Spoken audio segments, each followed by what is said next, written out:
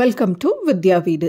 இன்னைக்கு இந்த வீடியோவில் ஒரே கல்லில் 3 மாங்கான்ற மாதிரி ஒரே ஒரு வெஜிடபிள் கறியை வச்சு 3 டிஃப்ரெண்ட் டிஷ்ஷஸ், அதாவது காலையில் பிரேக்ஃபாஸ்ட்டுக்கு, மதியம் லஞ்சுக்கு, நைட் டின்னருக்கு விதவிதமான டிஷ்ஷஸ் ஒரே வெஜிடபிள் கறியை வச்சு எப்படி நான் பண்ணேன் அப்படின்னு தான் இந்த வீடியோவில் நீங்கள் பார்க்க போகிறீங்க.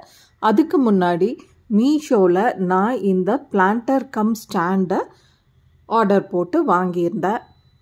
இதை பற்றி முதல்ல பார்த்துடலாம். இந்த பிளான்டர் கம் ஸ்டாண்ட் பார்த்திங்கன்னா என்னோட நீண்ட நாள் ஆசைன்னே சொல்லலாங்க. இது வந்த புதுசுலேருந்து அப்பப்போ எனக்கு ஆன்லைனில் ஸ்க்ரால் பண்ணும்போதெல்லாம் கண்ணுக்கு படும். சரி இப்போ வாங்கலாம், அப்போ வாங்கலான்னு கிட்டத்தட்ட 5 வருஷத்துக்கு மேலேயே ஓடிடுச்சு. சரி இப்போ ஆர்டர் போட்டே தீருவோம் அப்படின்னு சொல்லி ஆர்டர் போட்டு வாங்கியாச்சுங்க. இது மீஷோவில் தான் ஆர்டர் பண்ணி வாங்கினேன். இதோட ப்ரைஸ் 894 அந்த மாதிரி ஒரு 900 ரவுண்ட் ஃபிகர்னு வச்சுக்குவோம்.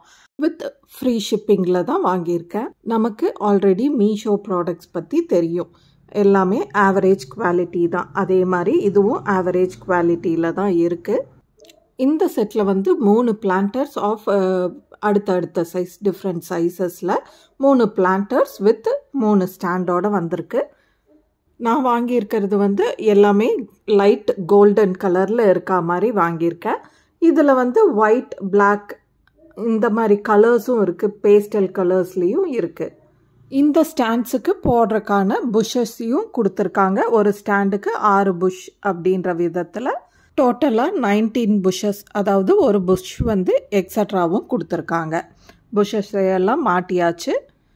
இப்போது பிளான்டரை அதில் ப்ளேஸ் பண்ணிடுறேன். ப்ளேஸ் பண்ணுற இடத்துல ஒரு மாதிரி ரப்பர் ஸ்டிக்கர் ஒன்று கொடுத்துருக்காங்க. ஸோ தட் இந்த பிளான்டரெல்லாம் அந்த ஸ்டாண்டில் நல்லா க்ரிப்பாக நின்றுக்கும். இதில் சுற்றி இருக்கிற ரேப்பர்ஸ் எல்லாம் நான் ரிமூவ் பண்ணல. ஏன்னா இதை அன்பாக்ஸ் பண்ணவே என் கையை பார்த்தா அப்படியே கோல்டன் கலராக மாறிடுச்சு. அதில் இருக்கிற கோல்டன் பெயிண்ட் எல்லாம் கொஞ்சம் ஒட்டிருச்சு கையில்.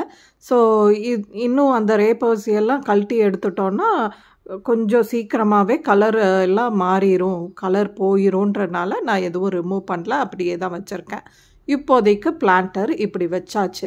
இனிதான் இதுக்கான பிளான்ஸை ஆர்டர் போட்டு வாங்கணும். வாங்கினதுக்கப்புறம் அந்த அப்டேட்டையும் கொடுக்குறேன். இப்போ சமையல் வேலையை ஸ்டார்ட் பண்ணியாச்சு. குக்கரில் ரைஸ் வச்சாச்சு. அடுத்ததாக ஒரு கேசரோல் வச்சுருக்கேன். இது மிக்சட் வெஜிடபிள் கறி ரெடி பண்ணுறதுக்காக. காலையில் கிச்சனில் முதல் வேலையாக அரிசியை ஊற போட்டுட்டு இன்றைக்கி தேவையான வெஜிடபிள்ஸ் எல்லாம் க்ளீன் பண்ணி தண்ணியில் போட்டு எடுத்துகிட்டு வந்தாச்சுங்க. பை தி டைம் ரைஸ் ஊறிடுச்சு. அதை குக்கர்லேயும் வச்சாச்சு. அடுத்ததாக கேசரோலில் எண்ணெய் ஊற்றியிருக்கேன்.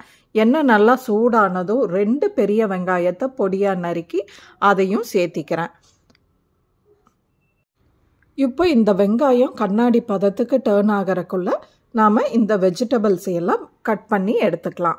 முதல்ல பீன்ஸை கொஞ்சம் நீலி வாக்கில், அதாவது 1 இன்ச் அளவில் கட் பண்ணி எடுத்துக்கலாம். இந்த பீன்ஸை கட் பண்ண தான் ஞாபகம் வந்துச்சு. ஜிக்ஸாக் பேட்டர்னில் ஒரு கத்தி ஒன்று வாங்கியிருந்தேன் மீஷோவில். அதை யூஸ் பண்ணுறதே இல்லை. சரி இன்னைக்கு அதை வெஜிடபிள்ஸ் கட் பண்ணுறதுக்கு யூஸ் பண்ணிக்கலான்னு சொல்லி அந்த கத்தியை தான் எடுத்திருக்கேன். இந்த ஜிக்ஸாக் கத்தி இது வந்த புதுசில் வாங்கினது. கத்தி அவ்வளோ ஷார்ப்பாக எல்லாம் இல்லைங்க, கொஞ்சம் பிளண்ட்டாக தான் இருக்குது. அது ஏதோ ஜிக்ஸாக் ஷீட்டை வச்சு பண்ணியிருக்காங்க. அவ்வளோ ஷார்ப்பாலாம் இல்லை. கொஞ்சம் ப்ரெஷர் கொடுத்து தான் இதில் வெட்ட வேண்டியதாக இருக்குது. ஆனால் இப்போது இதே ஜிக்ஸாக் பேட்டர்னில் கத்திகள் மீஷோவில் இருக்குது. அது பார்க்குறக்கு நல்லா இருக்குது, ஷார்ப்பாகவும் இருக்கும்னு நான் நினைக்கிறேன். எப்படின்றது வாங்கி பார்த்தா தான் தெரியும். இந்த மாதிரி கத்திகளில் யூஸ் பண்ணி வெட்டும்போது காய்கறியை கொஞ்சம் பார்க்குறக்கு டிஃப்ரெண்ட்டாக இருக்கும், டிஷ்ஷும் கொஞ்சம் எலிகண்ட்டாக தெரியும். அதனால தான் இந்த கத்தியை யூஸ் பண்ணுறேன். வெங்காயம் கண்ணாடி பதத்துக்கு வர்றக்குள்ள இந்த பக்கம் நான் காய்கறியெல்லாம் வெட்டி முடிச்சாச்சு. இப்போது வெங்காயம் நல்லா கண்ணாடி பதத்துக்கு வந்துருச்சு. இந்த ஸ்டேஜில் ஒரு 2 ஆப்பிள் தக்காளி பெரிய சைஸில் பொடியாக நறுக்கி அதையும் இதோட சேர்த்திக்கிறேன்.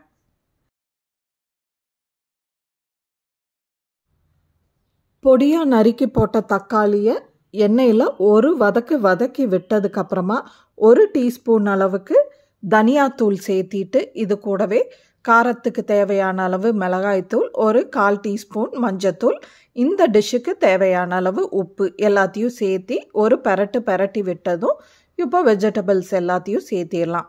நான் வந்து நேற்று நைட்டே கொஞ்சம் பட்டாணியை தண்ணியில் ஊற வச்சுருந்தேன். அந்த பட்டாணியும் சேர்த்திருக்கேன். அது கூடவே கேரட்டு, பீன்ஸு, பொட்டேட்டோ இது எல்லாத்தையும் சேர்த்தி நல்லா கலந்து விட்டுக்கலாம்.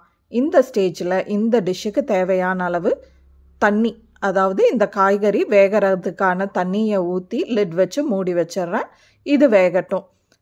காய்கறி வெந்து வர்றதுக்குள்ளே நான் இன்றைக்கி காலையில் பிரேக்ஃபாஸ்ட்டுக்கு தேவையான சப்பாத்திகளை சுட்டு எடுத்துக்கிறேன்.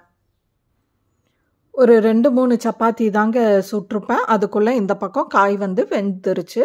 இந்த ஸ்டேஜில் நல்லா 1 டீஸ்பூன் அளவுக்கு வறுத்து வச்ச வெள்ளை எள்ளை சேர்த்திக்கிறேன். கூடவே 1/2 டீஸ்பூன் அளவுக்கு ட்ரைடு மேத்தி லீவ்ஸ் சேர்த்திக்கிறேன். கூடவே 1/4 டீஸ்பூன் கரம் மசாலா, டேஸ்ட்டுக்கு ஒரு 1/2 டீஸ்பூன் சர்க்கரை.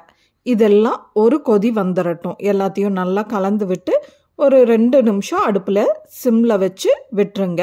இப்போ இது எல்லாமே ஒரு வேக்காடு வெந்ததும் ஃபைனலாக கொஞ்சமாக பொடியாக நறுக்கின கொத்தமல்லி தலையை தூவி விட்டு கலந்து விட்டால் மிக்சடு வெஜிடபிள் கறி ரெடி. அவ்வளோதாங்க. இன்றைக்கி காலையில் பிரேக்ஃபாஸ்ட்டுக்கு சப்பாத்தி வித் மிக்சட் வெஜிடபிள் கறியை வச்சாச்சு. நீங்களும் இதே மெத்தடில் மிக்சட் வெஜிடபிள் கறியை உங்கள் வீட்டில் ட்ரை பண்ணி பார்த்துட்டு ரெசிபி எப்படி இருந்ததுன்னு எனக்கு கமெண்ட் செஷனில் தெரியப்படுத்துங்க. அடுத்ததாக மதியம் லஞ்சுக்கு இதுலேயே ரைஸை போட்டு பரட்டி விட்டுக்கலான்னு சொல்லி ரைஸை பரட்டுறக்கு தேவையான கறியை மட்டும் கேசிரோலில் விட்டுட்டு மீதி கறியை சின்னதாக ஒரு பவுலில் போட்டு வச்சுட்டேன்.